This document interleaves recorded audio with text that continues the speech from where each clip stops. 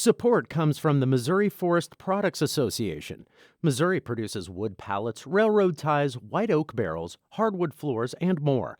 Details on the variety of products made in the state are at choosewood.com. It's Wednesday, December 20th. This is The Gateway. I'm Wayne Pratt.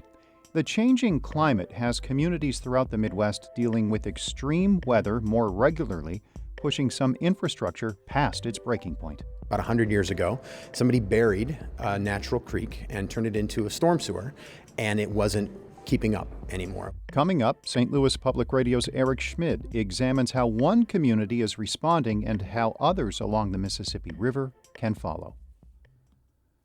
Some families are still searching for loved ones after a North St. Louis nursing home abruptly closed and moved residents to other facilities.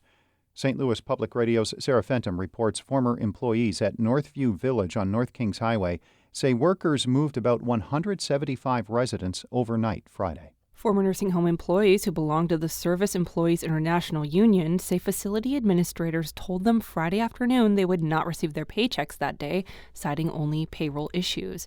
Shortly after, residents were abruptly moved out of the building. Marjorie Moore is the executive director of Voice, a St. Louis area organization that advocates for nursing home residents.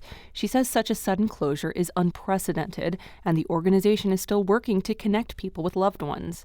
We have families that are reaching out to us. We had one wife who's been in tears because she hasn't found her. Today's day 5. She hasn't found her husband yet. Government records show 2 people in Chicago together own a majority stake in the facility.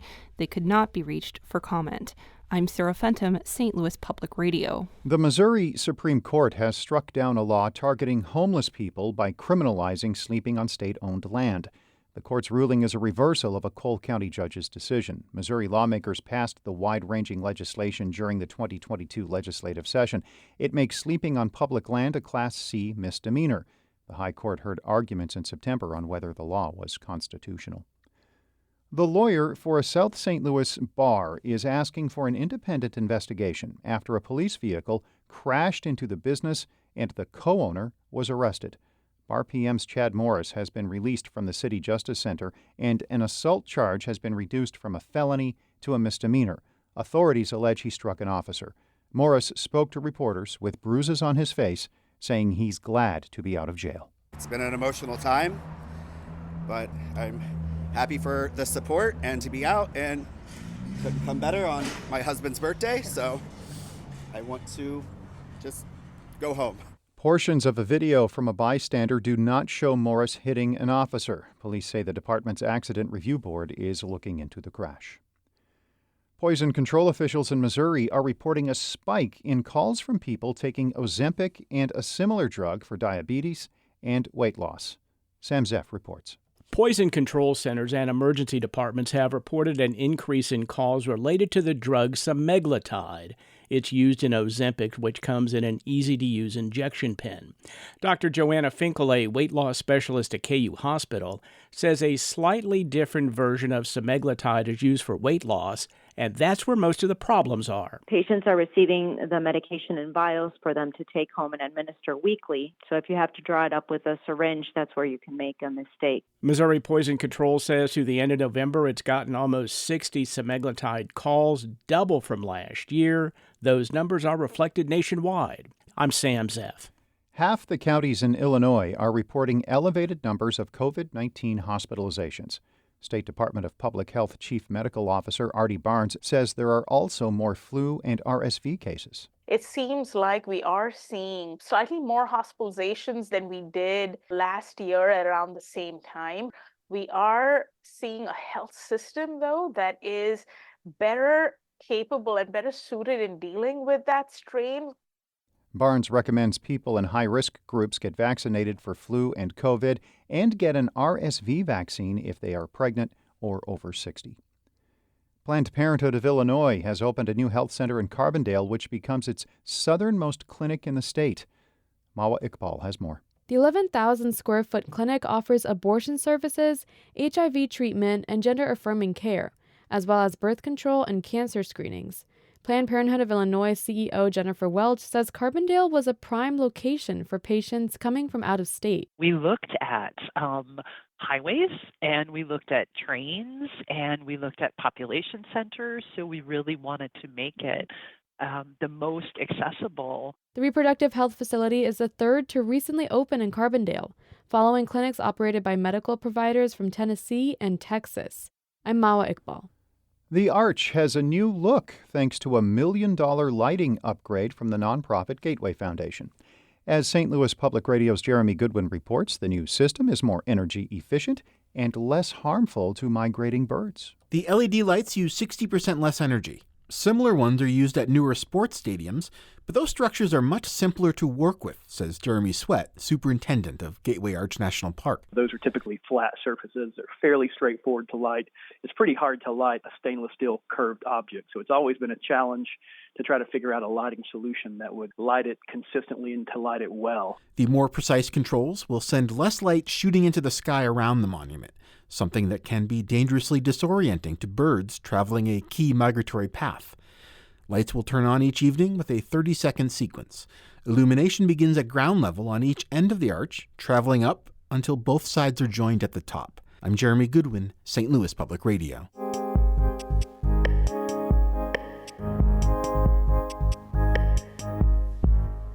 Climate change is bringing more extreme weather to cities throughout the country. In St. Louis, that includes flash flooding from heavy rains, longer and higher floods in the spring, and prolonged droughts.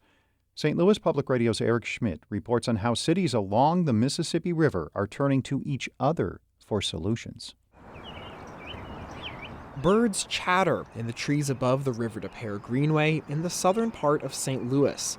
On this mild December afternoon, a handful of children practice soccer in a park right next to the bike and footpath that follows the river. Sound enticing? Beatrice Chatfield says not so much. It's just like an eyesore. There's trash and like debris and muck in it. The River de Pere is less of a river and more of a large concrete drainage channel that winds from the Mississippi through the urban landscape before disappearing beneath St. Louis's largest park. Pedestrian Sam Rain says it's a nuisance. It's gross. During the summer it smells. We don't exactly like living right next to it. It can also be dangerous, especially closer to the Mississippi. Colin Wellenkamp is the executive director of the Mississippi River Cities and Towns Initiative, which includes more than 100 communities. As the Mississippi River rises, the River de Pere then begins to back up into people's basements and yards and small businesses and into the city. Hundreds of homes have flooded in the past. Wellenkamp says St. Louis should look to other cities in the river basin who've learned to work with water instead of against it. Dubuque, Iowa is one. Mayor Brad Kavanaugh says back in the 1990s and 2000s, his city had a major flash flooding problem. They had 6 presidential disaster declarations in 12 years because of heavy rains that caused repeated damage in one part of Dubuque. Somewhere along the line, about 100 years ago, somebody buried a natural creek and turned it into a storm sewer, and it wasn't keeping up anymore. Kavanaugh says they spent nearly 20 years bringing the creek back into the daylight to provide a safe place for stormwater to flow and reduce flooding. And it works.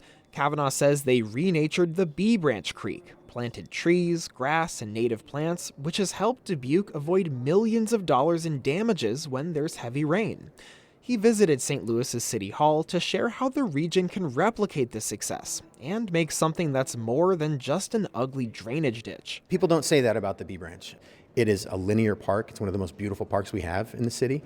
It is a place where people ride their bikes. It's a place where people go and watch the ducks and the birds. St. Louis Alderwoman Ann Schweitzer was inspired. Incredible presentation. I learned so much and I am so jealous. Jealous because she wishes St. Louis had done the same. You know, I couldn't wish all day that things like this had been started sooner, but we're here now and we have a responsibility. It's not cheap, though. The Bee Branch in Dubuque had a price tag near $250 million. But Midwest Climate Collaborative Director Heather Navarro says wetlands provide a lot of value. Whether it is absorbing floodwaters, helping filter pollution, reduce soil erosion. And so when you start to add up those numbers, that really starts to change the economics of the whole problem. She says it's worth the money. Projects like these are long-term investments. If you are going to increase the wetlands, for example, along a creek creek or a riverbank. And then, you can also use that for recreation, turn that into a park. And there's money on the table, billions from the Bipartisan Infrastructure Law and Inflation Reduction Act. Flooding challenges are everywhere in the Mississippi River Basin. Wellenkamp says just about all of the communities he works with have tributaries connecting to the river. Some of them are big and some of them are really small, but all of them need attention. There is some restoration work happening in the River Des Peres. The Army Corps of Engineers wants to build a large flood retention pond near the top of the watershed. But for now, it's just a plan. Meantime, St. Louis leaders say they're excited about the idea of bringing more nature to the entire River Des Peres and plan to launch a study to figure out how. I'm Eric Schmid, St. Louis Public Radio. That story is from the Mississippi River Basin Ag and Water Desk, which is based at the University of Missouri. The Gateway is a production of St. Louis Public Radio, a listener-supported service of the University of Missouri St. Louis. Music by Ryan McNeely of Adult Fur. I'm Wayne Pratt.